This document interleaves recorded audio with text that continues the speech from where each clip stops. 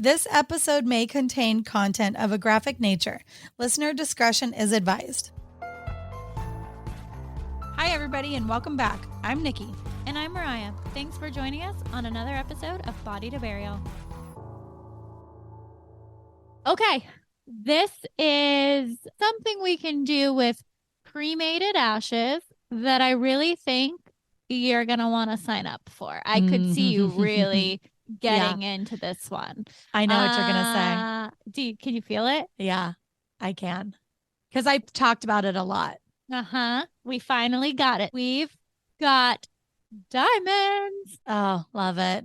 Yeah. So if you don't know what Nikki and I are talking about, you can turn cremated ashes into a lab-grown diamond. Oh, I love this. Right? You know, I've been like jonesing for this one. Yeah, so here we go. It's here. The day has arrived. Oh, the day has arrived. I'm excited. And my clients are going to be very excited because I have been talking to clients about this. They've actually talked to me about it before I've even asked them. So they're going to be real hyped up on this one. Today's the week, or the weeks. This is the week. I don't know how to say that. Today's the day. Today's the day. Yeah, whatever day you're listening on this. It's the day. It's here. Diamond Day. Oh, I love this. Okay, I'm really excited about this one. Okay, well, let's do it. Let's get her in. Her name is Adelle. Okay. And she's going to walk us through the entire process of how it works, how much it costs, what you get, how do you do it. Perfect. So, everything I need to know. Everything you need to know. So let's go. Awesome.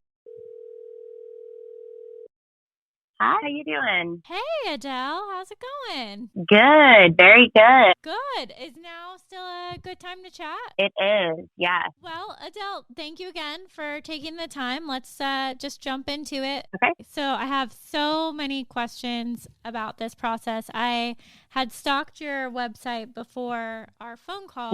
How does it work if I wanted to get ashes turned into a diamond? Yeah. Well, so basically what we're doing is we're extracting the carbon from ashes and then growing a diamond from that carbon source.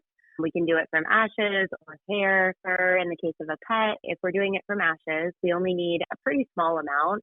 We ask for half a cup. When someone's cremated, they're usually like 8 to 10 cups of ashes. So it's a small amount. On average, from that, there's usually about 1 to 4% carbon left in ashes after cremation. So our first step in our process is going through that purification process. Super intricate, where we're extracting everything that's not carbon, and we need to get to 99.9999% purity to be able to grow a real diamond from that carbon source. Then we go to our diamond growth stage, and we have these amazing machines that replicate the same growing conditions as under the earth, high pressure, high temperature. And over time, the carbon is actually growing on top of a small sliver of a diamond, which acts kind of as its template. And so it's growing into a rough, raw diamond, just like it would under the earth. Then on the other side of diamond growth, we have our cutters inspecting it and seeing, okay, where did like natural inclusions grow? Totally normal, just like when it's grown under the earth, and ensuring that we're going to be able to cut the exact diamond that our customer ordered. So if it's a 1 carat round blue diamond, we're mapping it out to make sure we're able to cut exactly that. Then we have it cut, and we have it graded and certified, authenticating, yes, this is 100% a real diamond. If our customer wants any color, we can do almost every color of diamond. We may go through an additional coloration process. And if they want our support with setting, then we also can support them with having a beautiful piece made. And then at the very end is the homecoming. And so that's the day that your loved one comes home. So end to end, the whole process, it just depends on the size and the color. It can be between like 8 to up to 15, 16 months, just depending on how big we're going. Is this the same process? And I don't know the science behind it, so this could be a silly question, but is this similar to the process of like when you go to buy a diamond where it's like, do you want lab grown or X? So is this kind of that same, it's lab grown? It is a lab grown diamond. Yep. 100% a real diamond. It is grown above ground instead of below it. And the difference between what we do and what kind of a regular lab-grown diamond maker might do is they're growing tons of diamonds at a time in big batches, whereas obviously we're growing one at a time from your loved one's personal carbon source. So it's almost more like commissioning a piece of art versus mass producing art. This is my other thought. If I had 2 diamonds and one of them had ashes in it and one of them did not, Could the jeweler tell which diamond is which? No, they couldn't. I mean, it's absolutely a real diamond. And so if you look at it, it's going to look just like a real diamond. It is a real diamond. And so what we do is we actually do engrave on the very edge of the diamond, the girdle of the diamond. So you're able to know that this was laboratory grown and, Eterneva, and also a personal inscription. So a lot of our families will choose to just put something personal on the edge of their diamond. So you'll be able to see all of that under a jeweler's loupe. That's crazy. I'm looking at your website and the colors are so pretty. I'm looking at the green one and the blue one. That's my favorite. I know. I love our greens. They're gorgeous. Right? It's beautiful. I'm looking at that right now. And I love the one that is almost like a blue and a green kind of mix. That one's really cool too. And yeah, it's so, you can pick any color that you want. Like, what if my loved one, their favorite color was purple? You can do a purple? So there's two colors that we're not doing right now, purple and pink. But yeah, pretty much every other color. And yeah, a lot of people do personalize this to, I always say to people, what reminds you most of your loved one? When you look down at it, that it will evoke a really positive association and positive memories. So, somebody might be green because their loved one loves the outdoors. I did a black diamond for my business mentor, Tracy, who we started the company because of, because I always used to joke, she was like my ski instructor. She would, not let me go the easy route, and she would just put me down the black diamonds, and challenge me to go out of my comfort zone. So it's like, of course you're a black diamond. Yes. Yeah. Yeah. Cause my mom loved jewelry, and I mean, that was like her most favorite thing ever, and loved diamonds, anything sparkly, anything fun like that. So then I was wondering if this was even an option. Then I found you guys. I thought it was just so neat, the process. And I was really, really excited to hear it's only a half a cup, because that was my biggest fear, is what happens if I give you all of her and then something happens and someone steals my ring.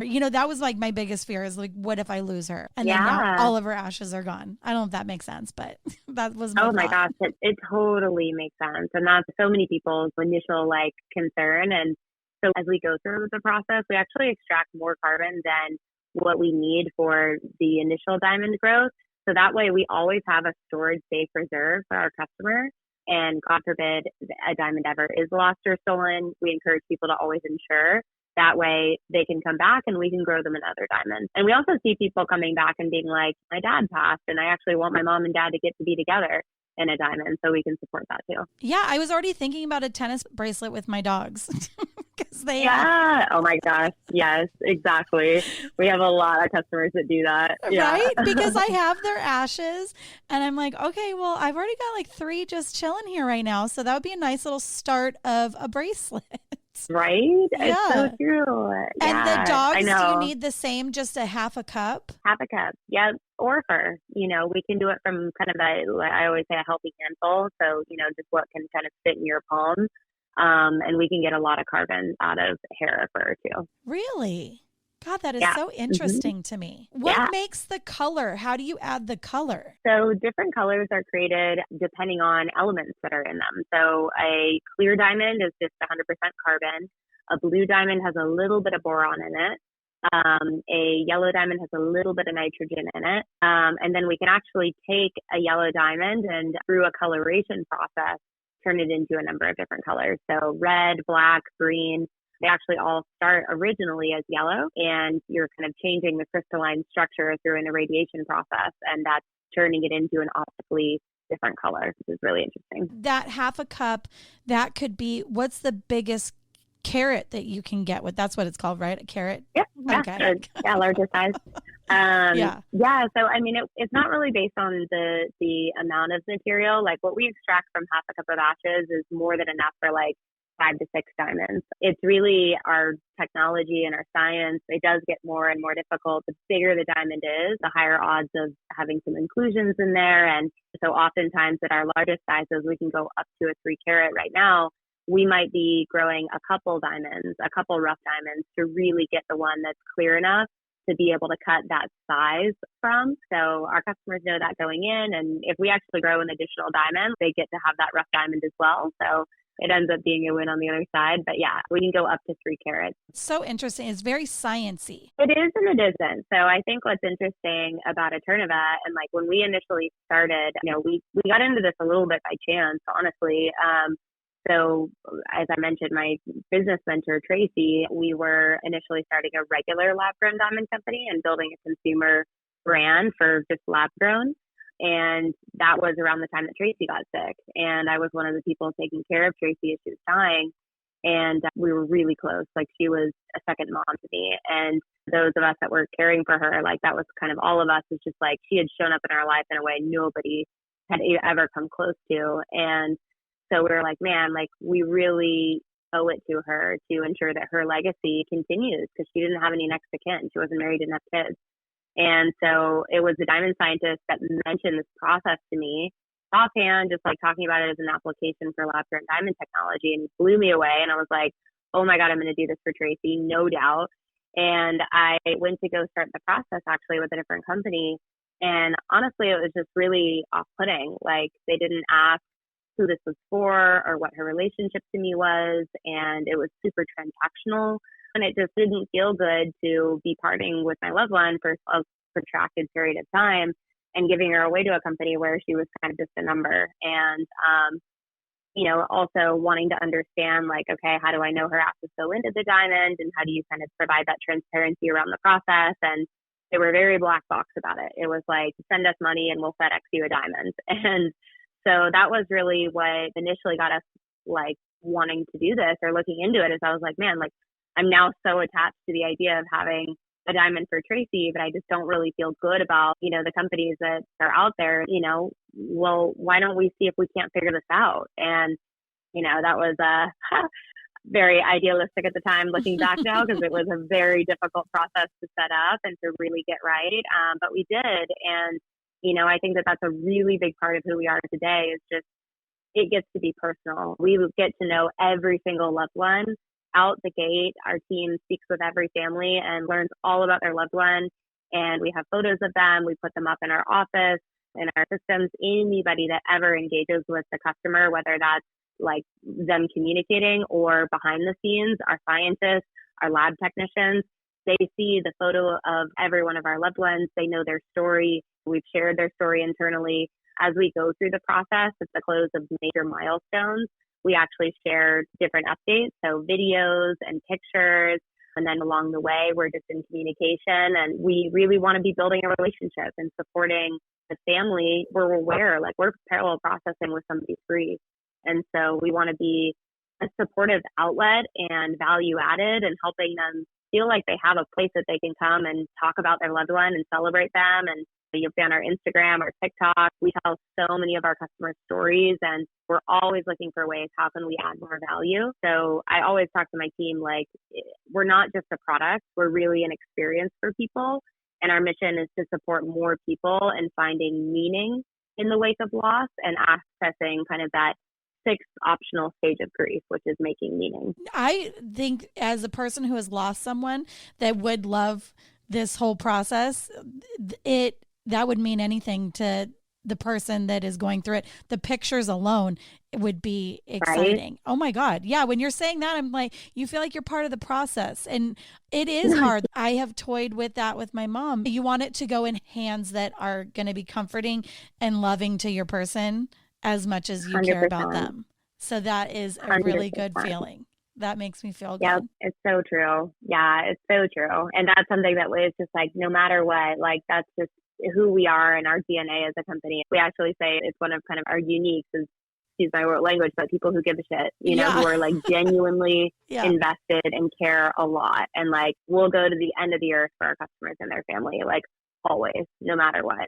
I do hair, and I've talked to a lot of my clients about this, and all of them are like, I can't wait till you tell me when you talk to them, because they're like, I just don't want to be on a mantle. I want to be something pretty. And yeah, well, you are in the perfect line of work to support people with doing this if you're cutting their hair, because actually my fiance and I are having our own diamonds made, and this is like a slightly different use case that we don't like broadly advertise, but obviously we can do, is the two of us are actually taking the carbon in our hair and we're combining it together in our engagement ring. So I'm going to have 2 green diamonds made from the carbon in James and I's hair. So when we asked our hairdresser for some hair, they were like, "What? Why?" Yeah. And I got to explain it to them. Yeah. No, that's really cool. And that's really Right? personable. And the green is a Yeah. good choice because it's a really cool color on your website. I bet in person it looks even I'm better. obsessed. They're so beautiful. It's like this gorgeous, like olive green. And yeah, the green is my favorite color by far. Yeah, that was the first thing that stuck out in my head was that. And blue and green is my favorite color. I'm thinking if I wanted to be a diamond after I die, it'd be either the blue or the green for sure. Yeah. And it's really cool that you say that because that's something that I talk about a lot. So one of my very close friends, she actually lost her dad about a year and a half ago. He was diagnosed with a pretty awful brain tumor, and they knew it was going to be quick. And so they got to talk about this beforehand. And so she was able to ask him, like, "Dad, what color do you want to be? And like, let's talk about that and let's take meaning around that." And she was the example I gave of like, she chose green because she was huge into the outdoors. And so she was like, this just feels right. And it was her favorite color too.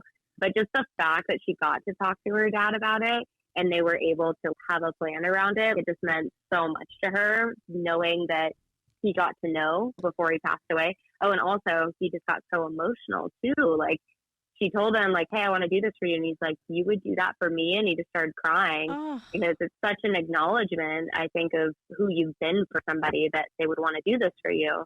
And that's my vision is I just want more people to get to have that conversation and to just feel that alignment with their loved ones so that when they go to do it, they're just like, "Yep, I'm delivering on what they wanted." I never would have known about this if my person didn't pass away. You kind of go through your own little journeys of stuff and what they would want or what you would think they would want. And then I started following these different like grief, whatever stuff on Instagram. And someone had posted about making their loved one a diamond. And I'm like, oh my God, that's amazing. That's so cool. And yeah, you just never know about it until you're in the situation. And I wish I would have known about it before she was passing to be asking her if she wanted to be a diamond and that would have been awesome. But I know she would. I know deep down she would because she loves her jewelry. So I know she would.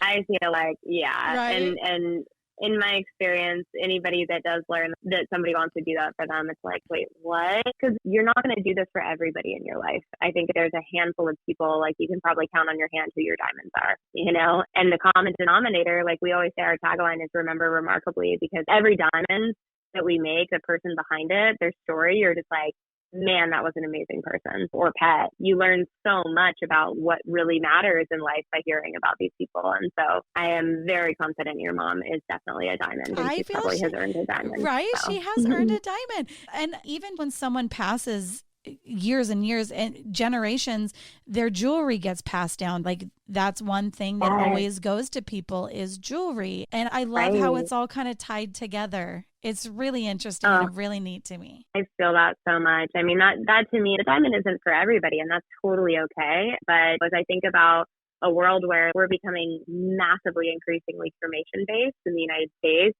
we were 10% cremation in 1980, and by 2040, they're saying we'll be up to 80%.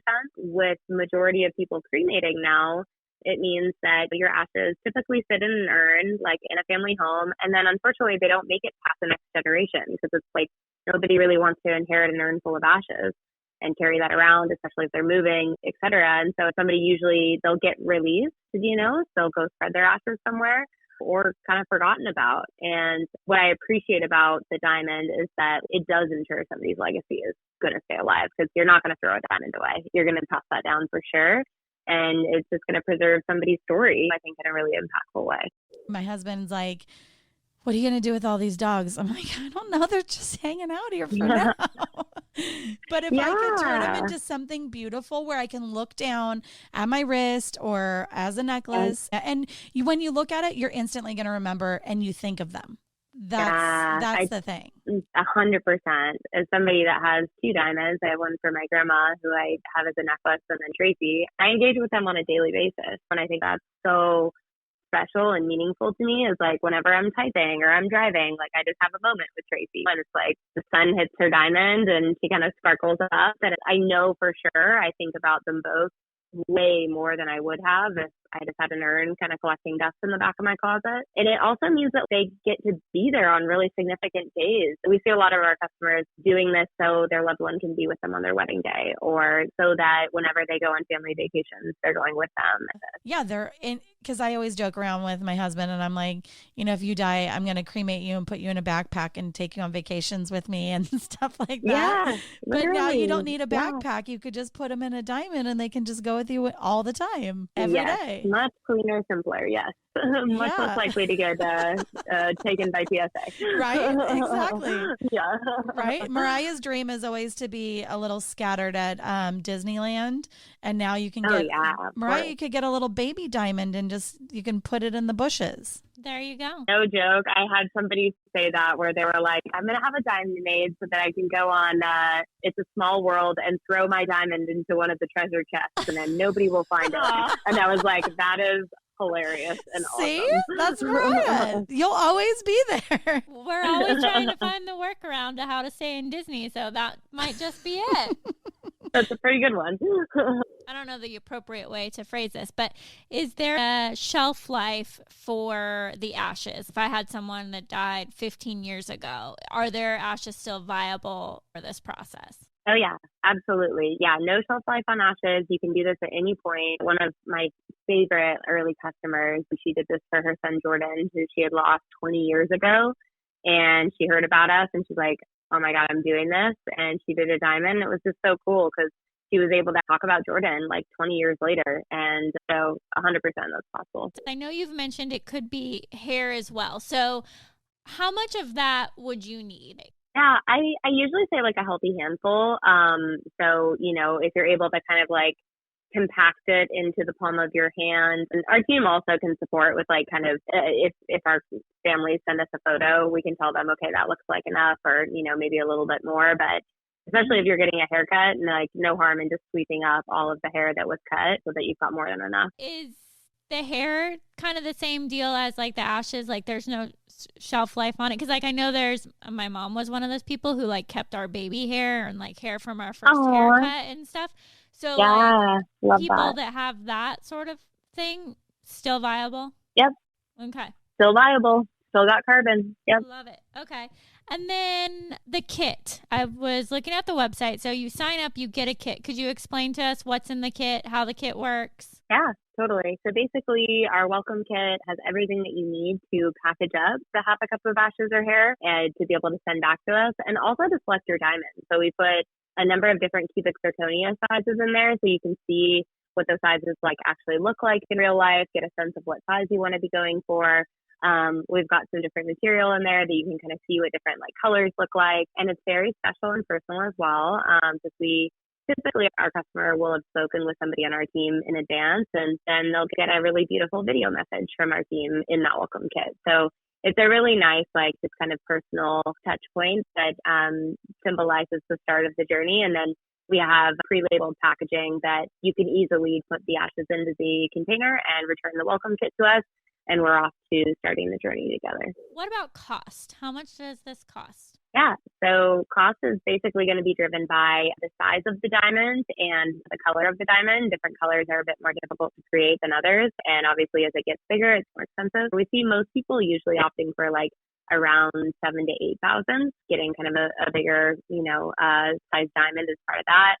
And then we also do have financing through a firm, so it kind of makes it easier to split the cost up a little bit. I love that. I had a question about storage. So hypothetically, if I wanted to do this for my kids and I wanted it to be this thing where it's like, hey, I already gave my hair when I pass away, I had these diamonds made. Do you guys have any sort of systems in place where you hold on to the diamonds, then they're given at a later point, or do they always need to come back to someone immediately after their process? Yeah, we do, just for security and ensuring that we don't have any kind of carrying liability. We do always want to be returning home to the family at the end of the process. But something that will be coming is the ability for somebody to pre-plan and to prepay ahead of time Yeah, to figure that was my pricing next today. question. And Yeah. yep, so not a current part of our offering today, but something that I would say expect to see within the next probably year, because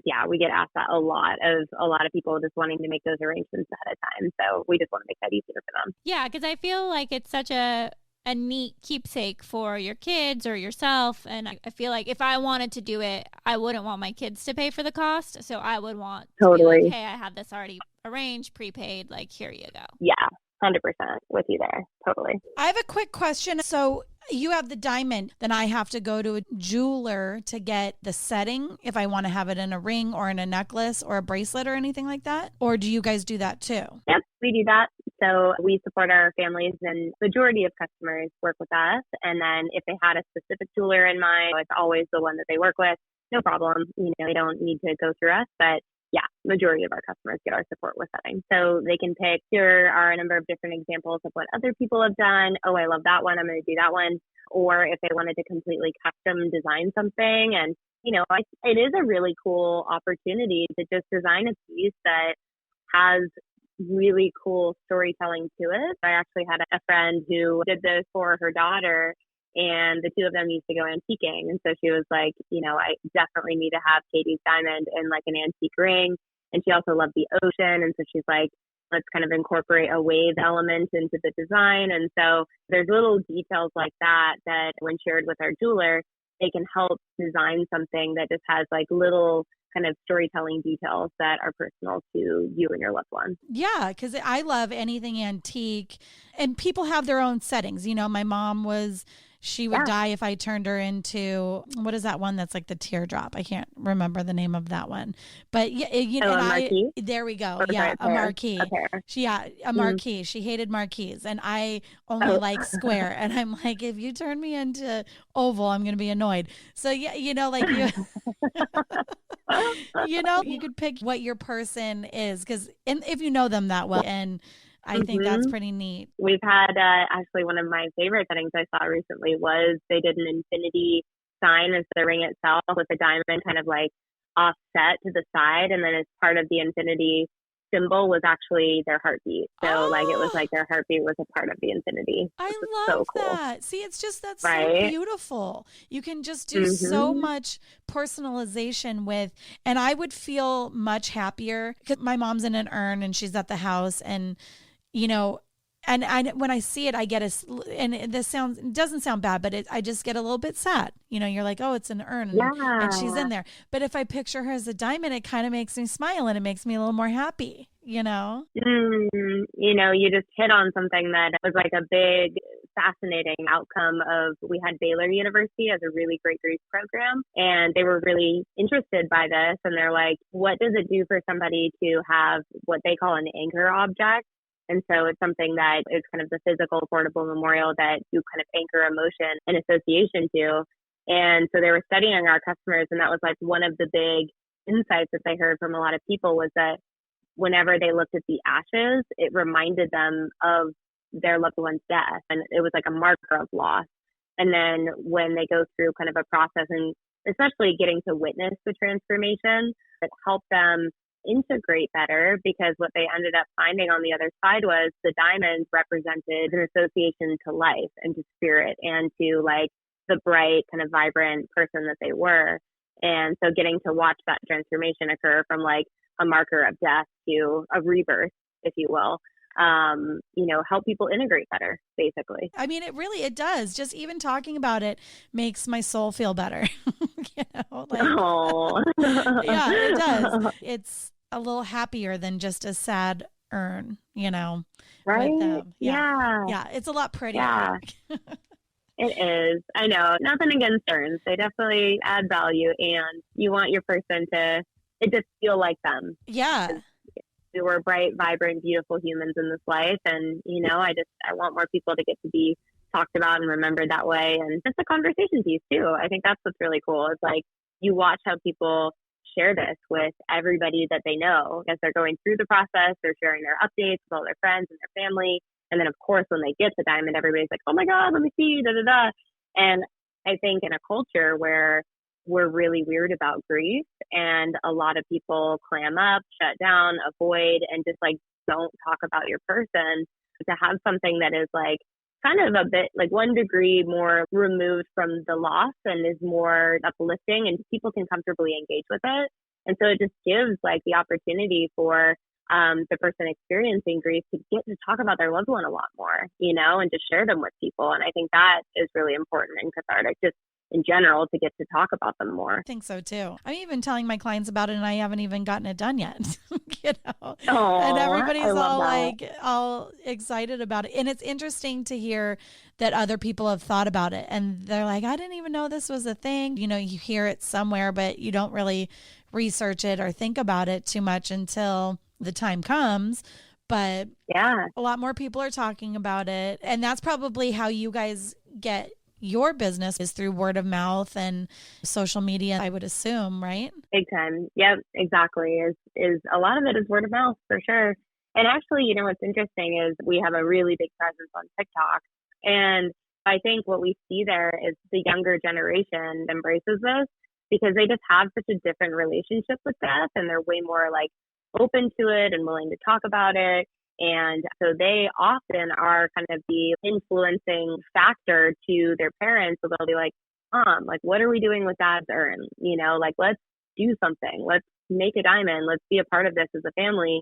And I think they're just teaching older generations how to engage with the topic that I think historically we wanted to put in a box and not look at. And I don't think that's very healthy, because when you inevitably do experience loss, which all of us are going to do, like, you don't know how to grieve because culturally you've been taught to put it away, put it in a box, don't look at it. And so it's cool to see how younger people are just way more embracing and open to it, and it's getting destigmatized more. And that's what we want to see. Like, that it's not weird to talk about your lost loved one. So that's completely fine, completely normal when you get to experience the full range of emotion and not feel like you have to censor yourself, because we're all going through it. It's important to talk about. And I love that you're profiling different companies in the space, because I think the innovation here is much needed. That was another real motivator for us to want to start Enterneva, was looking across the landscape and saying, what do I want to do for Tracy and what feels special and meaningful? A lot of what I was finding online just felt trinkety and cheap and transactional, and people just deserve better options, better experiences, better overall customer journeys. We have so much innovation in every other area of our life, and you can have just the best brand experience with, you know, your toothbrush and your pet food. So why not here? You know, I want to see it more here. I think your guys' company mission is incredible. I think what you're offering, and I think the ability to keep your loved one's story prevalent and have them a part of your life on a daily basis in a way that makes you feel happy is an incredible opportunity. And I hope that I could do something like this for my kids or with my loved one in the future. I love it. Thank you. Thank you so much. I really, really appreciate that. And just, it's cool to hear, you know, just whenever it does resonate with people, because I think that that's just, yeah, like we want to give more people options that feel like right for them. And again, like I said, it's not for everybody, and that's totally okay, but it just makes me happy to know that people know that it's an option. So if it does resonate, then they get to do something that feels special and meaningful and not just traditional and kind of out of obligation. So thank you for helping allow more people to know that this is something that you can do. Absolutely. Yeah, we're happy to spread the word. I think this is so fantastic for pet lovers, people lovers, everything. It's so cool. I love it. Oh, thank you. Thank you. Thank you. Well, yeah, just appreciate you guys and really appreciate bringing awareness to an important area that we don't talk about enough. So thank you. Thank you for talking to us. Absolutely. It was a delight. Okay, so what color diamond are you going to be? Maybe I should say, what color diamond are the pups going to be? Because I could see the tennis bracelet. I could see you really going all into this in a lot of different ways. I'm going to obviously have to throw in a blue, and then a blue probably for Maddie, because she had these like crystal blue eyes.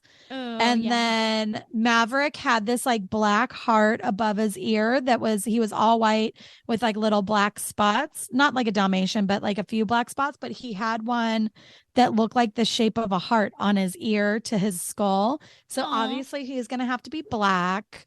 Ash dog is going to have to be, I feel like he's a yellow. I don't know why. I just feel that. Okay, Feel maybe that that's he's his gonna aura. Yeah. Yeah, I feel like he's a yellow.